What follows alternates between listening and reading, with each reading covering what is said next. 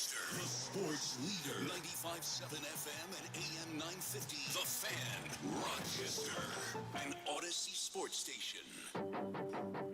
The Sports Bar with Danger and Battaglia. Training camp's great because, we get to see, just as well as OTAs, just see what everybody's capable of doing. And everybody is, looking to take that next step right now. I think it's just with experience, the more reps you get and the more time you get actually playing the game and being on the field. And I think that only makes you better. I get my very first rep with training camp. I feel good. I'm just ready to play football and go out there and make plays for my teammates. Day 2 of camp is in the books. Mike Danger. Man, what a treat to be here for practice earlier today, kind of take it all in. We have some notes that we can share from today's session, things that we saw, things that we learned. Gene Battaglia. And if I had to give you kind of an overall feel of practice this morning, I guess it's kind of the feel overall of camp so far. Everything seems to be running smooth. Yeah. No contracts, no injuries. Yeah. 95.7 FM and AM 950. The Fan, Rochester. A very good afternoon to you as we welcome you on into Rochester's only local sports talk show. We are the Sports Bar. It's Danger and Battaglia. We're live from St. John Fisher University, day 2 of Buffalo Bills training camp, and we appreciate you stopping by and tuning in at 95.7 FM, AM 950, the Fan Rochester, and the free-to-download Odyssey app, your smart device, when you ask it to play 95.7 The Fan. And also our stream is up and rolling for you live from St. John Fisher. You can watch the Sports Bar on our YouTube channel at The Fan Rochester, and we're streaming on Twitch at The Fan Rochester as well. I'm Danger. That's Battaglia. Yeah, and just like most days that we're out here, Danger, everything's kind of cleared out. The fans have left. Media types doing their thing around us right now. And your headline story from camp today is... Well, everything's going so far so good. I mean, if you're one that loves drama, and of course we love it too here in the Sports Bar to a certain extent, but I'm sure Sean McDermott, Brandon being happy with the way camp is going because another good practice today. Cam Lewis was shaken up for a play, but other than that, though, everything's smooth sailing so far. Well, things might be quiet now here at St. John Fisher. Of course, things were buzzing earlier, and as things were buzzing, we're capitalizing on that energy, talking to a lot of bright minds and people here covering both locally and nationally covering the Buffalo Bills. Today, we're going to talk to a lot of those people. We've got no shortage of content to share with you this afternoon here in the Sports Bar. Just to set the table for you, we were joined a few moments ago by CBS Sports' Evan Washburn. Had a great conversation with him. He'll be stopping by. You'll hear that conversation coming up here at 4:25. Yeah, as he is making his rounds camp to camp to camp. He was in Houston yesterday, so we'll get his thoughts there on what he's seeing with Stephon Diggs. But Evan talked to Sean McDermott today, and it's kind of interesting. You might be wondering what did he get out of Sean McDermott? I can tell you, I give you 100 guesses, you wouldn't guess it. So We'll talk to Evan Washburn. We'll have that for you coming up in the 4 o'clock hour. Our buddy Josh Reed also stops by in the 4 o'clock hour from WIVB in Buffalo. We had a chance to catch up with Josh earlier today, get his observations from not just day 1 of camp, but also this entire offseason. Looking forward to preseason here with Josh Reed from WIVB. Yeah, and Josh sees things that he's out there for practice. We talked to him about the safeties here, the wide receivers, and some little nuggets there that Josh Reed, WIVB, will be kind of sharing with us. I know Josh stayed overnight last night, and he's just kind of telling me, he's noting all the work that Mac Hollins is putting in off to the side, things that people don't see here. That are off hours. So I beginning to wonder here, Danger, like guys that you may think, they're not making the roster. I think Mac Hollins. He's making the roster. What about our guest coming up from the Buffalo Well, Bills? this one's interesting, and this is our highlight of the day. We had a chance earlier today to catch up with Buffalo Bills wide receiver K.J. Hamler. And what's exciting about this is, K.J. Hamler, a lot of Penn State listeners, Penn State fans listen to our show. We know that you remember K.J. Hamler, and you probably have very fond memories of his time at Penn State. He was a baller at Penn State, second-round draft pick of the Denver Broncos, and he hasn't been able to really stay healthy. Struggled to stay on the field in Denver. Ends up on the Indianapolis practice squad in 2023. And at the end of the season, they didn't, give him a futures deal. He gets plucked by the Buffalo Bills. You forget, in January, K.J. Hamler was on this Bills practice squad. Yeah, getting acclimated and everything. And sometimes the best interviews, Danger, are when you go places where you prepare and you figure. But trust me when I tell you, KJ Hamler has a story that you want to listen to. And when you hear it, like, oh, you're going to pull for this guy to make the final 53. Yep, that's somebody you're going to be rooting for to make the final 53. Buffalo Bills wide receiver KJ Hamler making plays here on the practice field at St. John Fisher University. He stopped by the sports bar earlier today.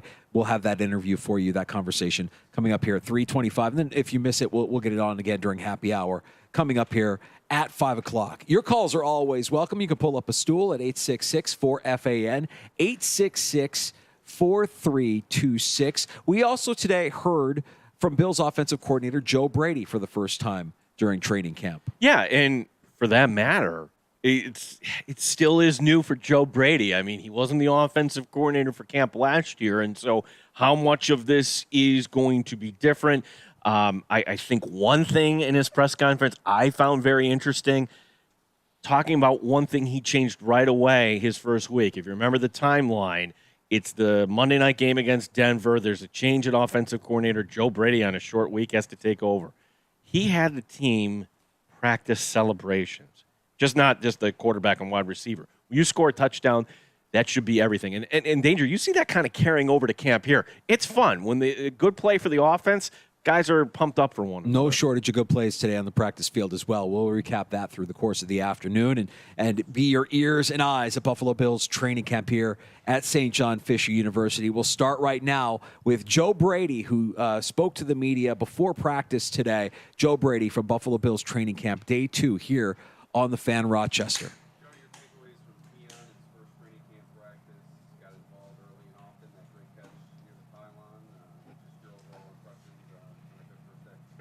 think you can see the work that he put in, the last month. It was important to him not just to get away and just enjoy a summer. He took it upon himself to make sure he's still working on his craft and had some opportunities yesterday and kind of make the most of them. And I think that kind of shows who he is. So it's just a matter of just the consistency, right? You can have one day, but can you follow it up? And I think that's what you got to do to get a great receiver, great player. So I'm excited to see him today.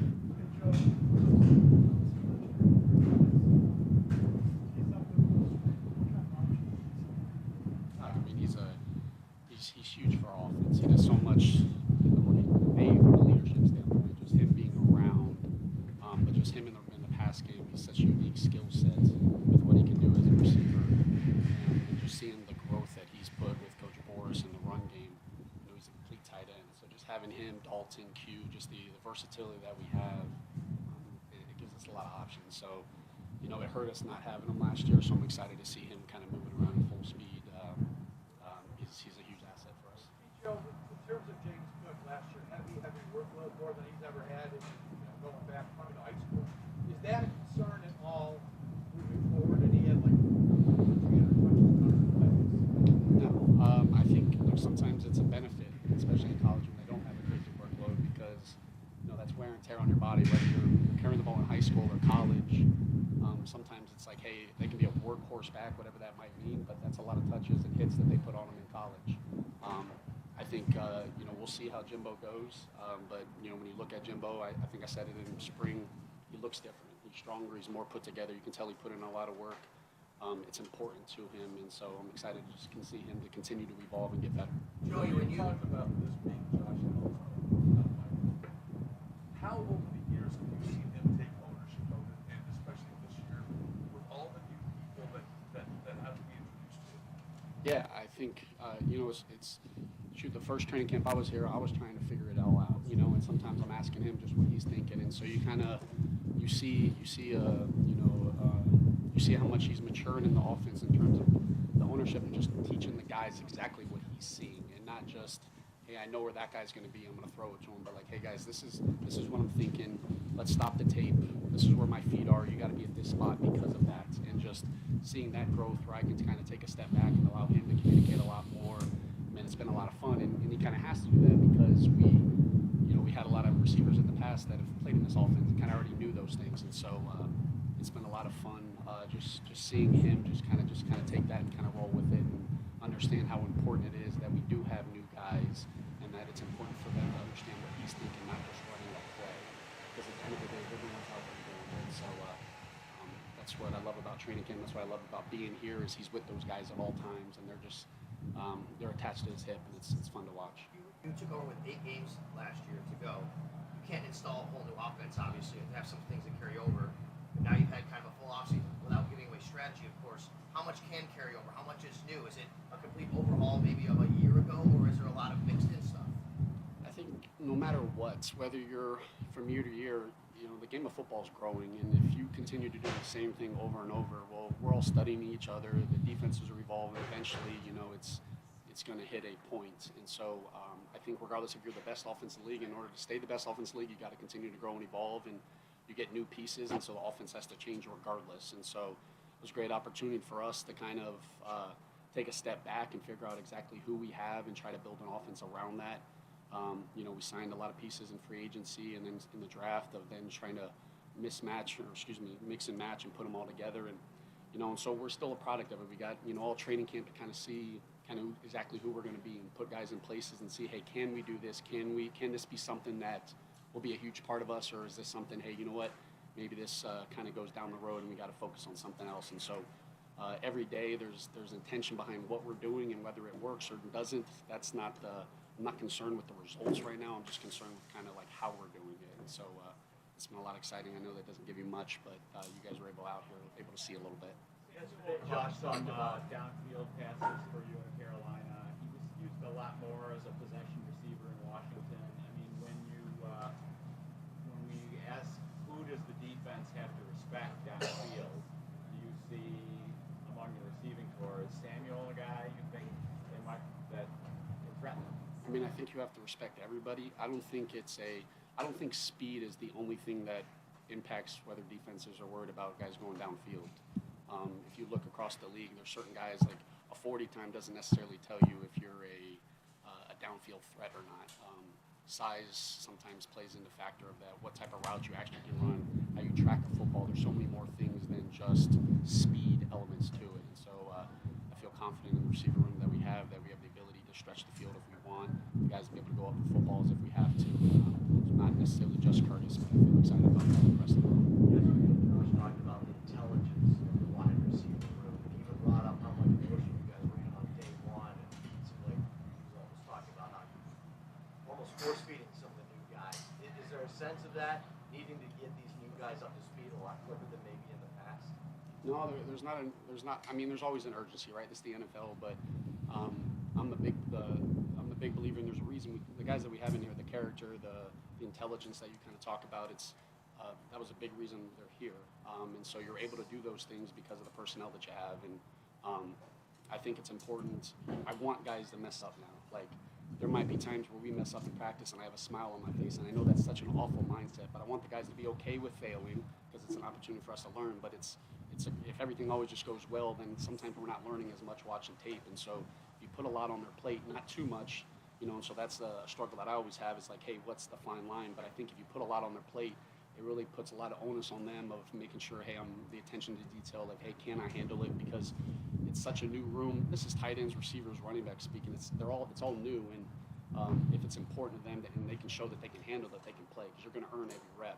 And so, I was pleased with seeing how the guys were able to operate and communicate yesterday. You talk about failure, but success. We saw yesterday guys celebrating. They score. I think Josh even mentioned that something. What's your philosophy on that? In practice, you're going against your team, but when you have success, touchdowns, and all that, guys embracing the success that you have here in practice. Yeah, it's I grew up, and there was times where it was like, hey, act like you've been there before, and so I completely understand that. But I mean, football's hard. It's hard. You can be the best offense in the NFL going against the 32nd ranked team, and it's still going to be hard to score. Like, that's just the reality of it. This is the NFL, and when you score touchdowns, it's not just one person scoring that touchdown. It took a whole drive, or it took 11 people, and so part of what we're trying to emphasize here, what we're trying to emphasize, we have a lot of new guys, but us doing it all together. If we really emphasize the everyone eats mindset, is you can see when people score, are we celebrating together? Yesterday, you're scoring some touchdowns, and you're seeing James Cook on a passing touchdown. James Cook, Dion, Josh are the first ones there celebrating. Well, that speaks so loudly to me, and so seeing those guys celebrate, having fun. It's a red zone practice. There should be a good amount of touchdowns, right? It's a little different when it's a first and second down day or whatnot, but just really put an emphasis with it. I remember when I took over last year, the first red zone practice we had that week, the Jets week. I mean,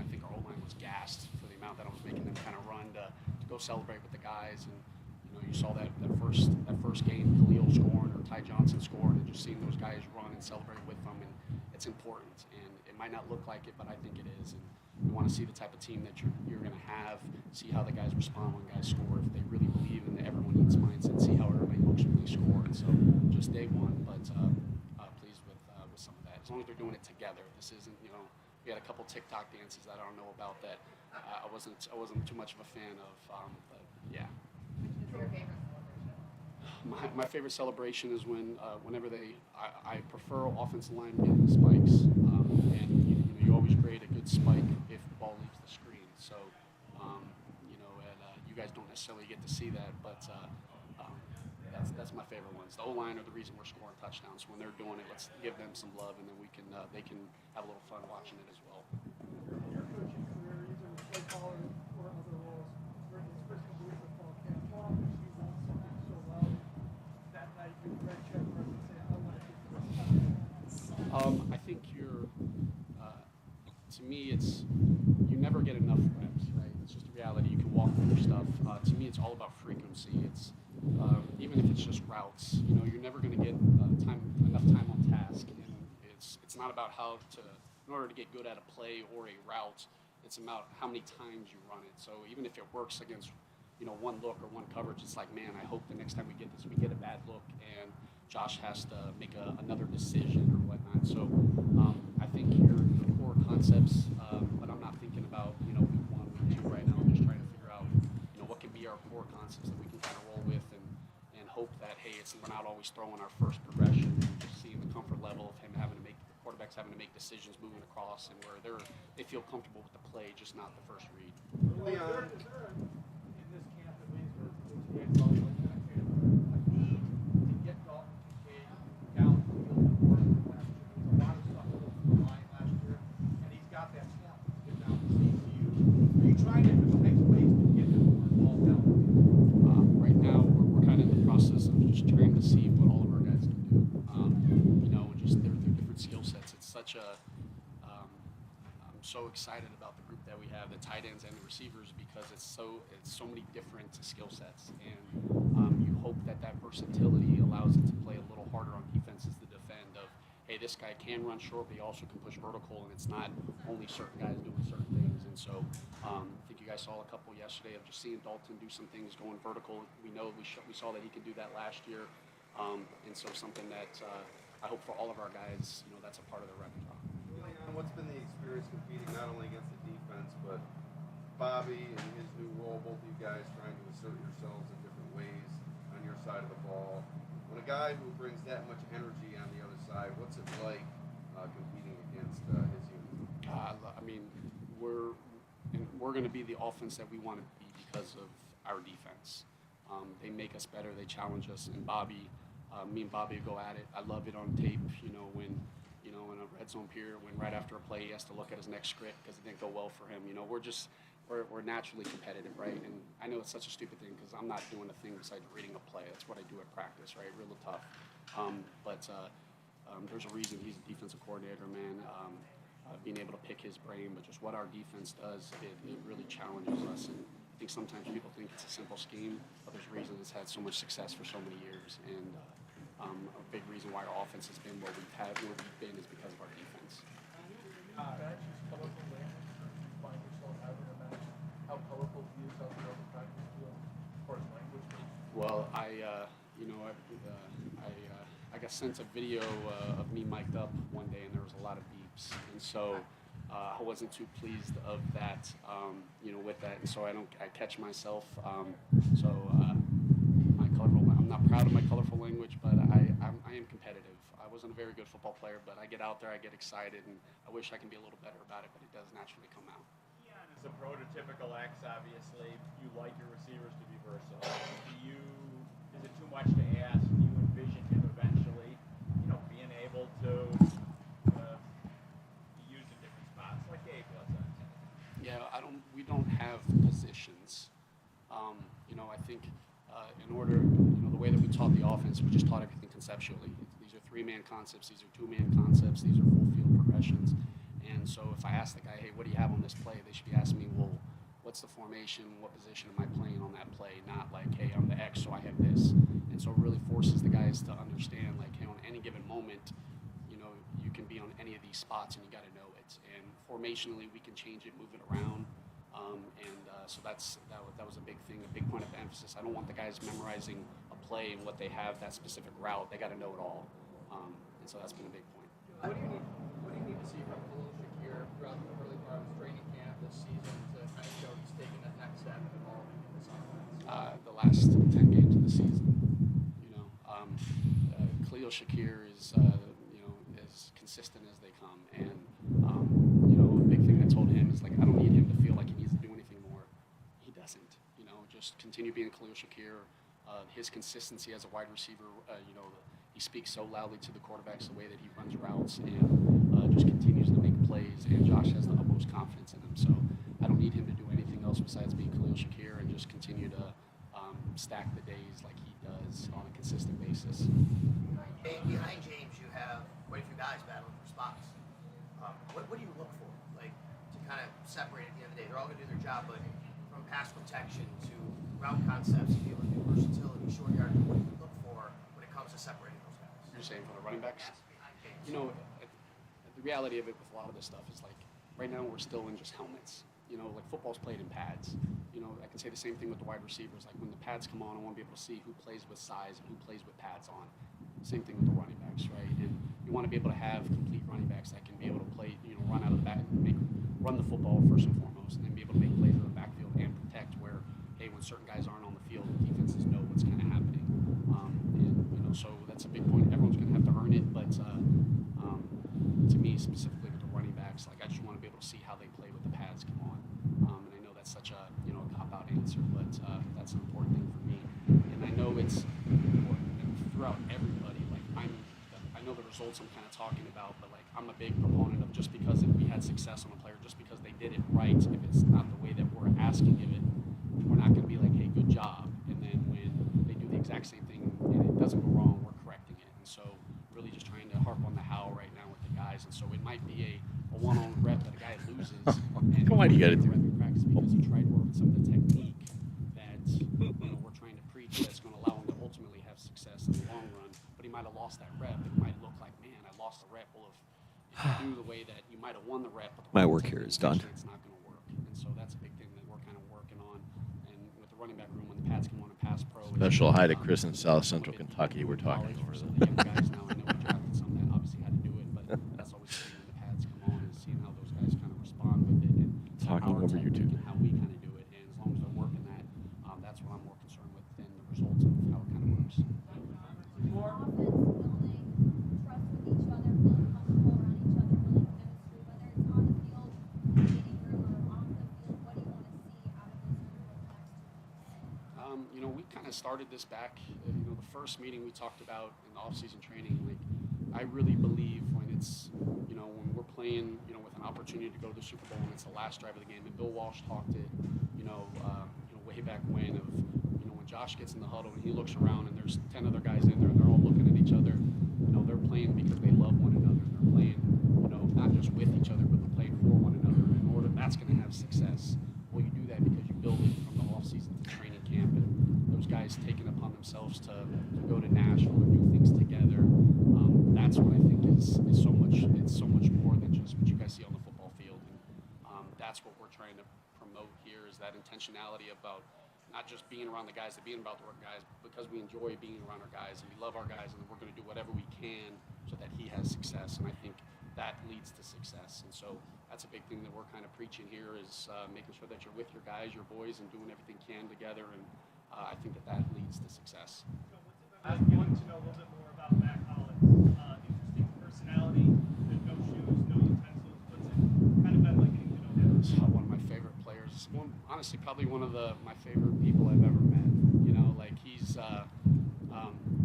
know, he's becoming more grounded because of him. You know, started walking around barefoot yesterday. You know, and you look around, there's 10 other guys barefoot, right? And so, but that kind of speaks to who he is. Like, guys want to follow him.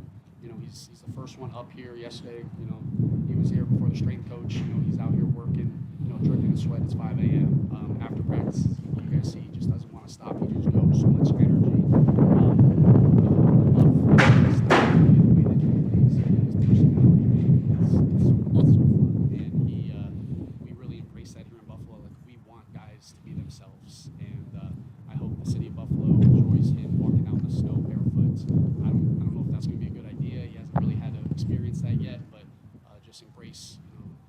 Buffalo does a great job in this organization, embraces the guys for who they are, and Matt Collins is going to be a stud for us both on the field and off. There you have Joe Brady from earlier today before practice, live from Buffalo Bills training camp. It's a sports bar with Danger and Battaglia. In a wind tunnel here. Yeah, a little bit. We're just sitting here, minding our own business, listening to the words of offensive coordinator Joe Brady, and a gust of wind whips up the table that Steve Tasker and Chris Brown were just startled me a little bit. Gino, didn't expect that table to actually take flight and flip. You heard the expression flip tables. The wind just flipped the One Bills live table here at the Pelicano Pavilion. Yeah, I picture the guys, maybe one of them driving back like, your table just flipped over there. We'll set it back up for you.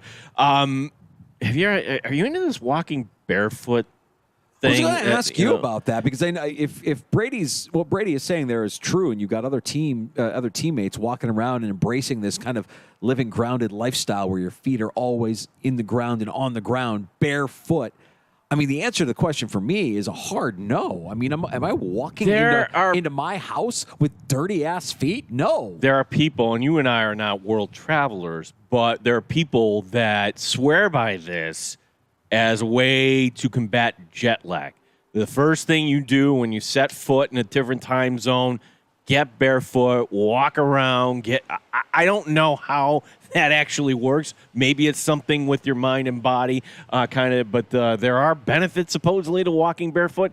I'm the guy that would step on a pebble there or twist my ankle or do something like that. I have no problem with Matt Collins wanting to be barefoot all the time. I think it's great. I like that he's kind of marches to his own drummer, marches to the beat of his own drummer there, and that other teammates are following. But for me, listen, I ain't wearing my shoes in the house. The carpet gets any sort of dirt or grime or anything tracked in. You think I'm not going to hear the end of it from my wife? No way. No dirty feet in the house. Get out of here. The girls try to do it. They're kids. The girls will walk around outside barefoot, and as soon as they come in, no, your feet are dirty. Clean your feet. Dirty ass feet. So here's my question. If we end up with Matt Collins at some point coming on our set here at St. John Fisher, do we go barefoot for I'll the go interview? barefoot. Yeah, Absolutely. I think we have to. We'll go barefoot. Yeah. There's a sign of solidarity. Absolutely go barefoot. Yeah, that was interesting from Joe Brady. And the Matt Collins legend continues to grow here. Every year there's a name that kind of emerges, and a name that people kind of spend a lot of time talking. Matt Collins is that guy at this year's training camp. He's really kind of embraced his role with this team. There's something X and OE there, so to speak, that I think you can pluck out of that. And being, hey, where's Keon Coleman going to line up? Is he the X? Is he the Y? No, you got to learn everything. So do we 100% believe that's true, Danger, or is it just kind of a, hey, you don't need to know, I don't want anybody to know, who is going to be the receiver in the slot or lining up on the outside? To what degree do you think that Brady is actually trying to get everybody learning everything? I actually think that there's accuracy to that. I think that makes a lot of sense. And furthermore, you have the versatility, and we'll talk more with our next guest, KJ Hamler, Bills wide receiver, is going to stop by. You've got a group of wide receivers with immense size that we haven't seen, and it's depth and size. And you also have the same thing on the other side of the wide receiver room with smaller guys that might have a little bit more speed, a little bit more separation, maybe a little bit more handsy.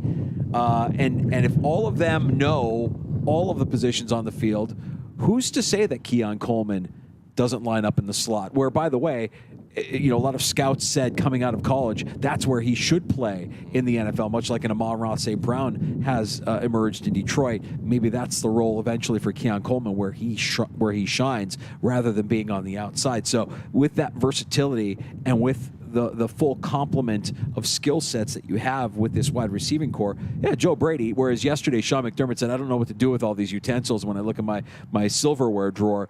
Joe Brady, I think, has a pretty good idea of how he wants to utilize and use all these guys if they know all of the positions on the field.